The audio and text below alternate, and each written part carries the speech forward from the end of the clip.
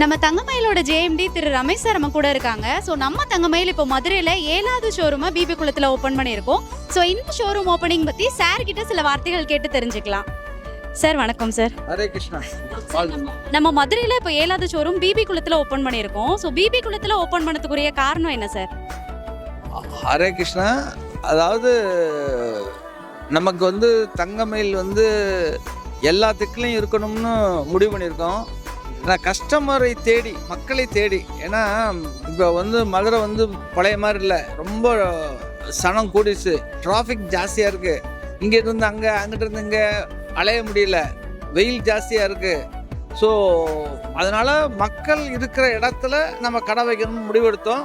அப்படி பார்க்கும்போது ஆற்றுக்கு இங்கிட்டு பார்க்கும்போது பிபிகுளம் ஒரு நல்ல சிறப்பான இடமா எங்கள் மனசில் பட்டுச்சு.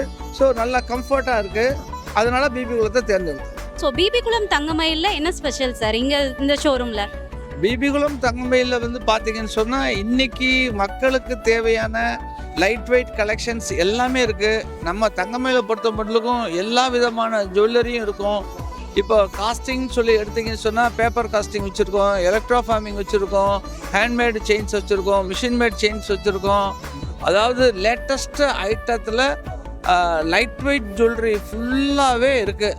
அது போக gift articles, silver articles, diamond, அதாவது மக்களுக்கு இங்கே எதை எடுக்கணும், எதை விட்டுட்டு போகணும் அப்படின்னு தெரியாத அளவுக்கு கலெக்ஷன் இருக்கும்.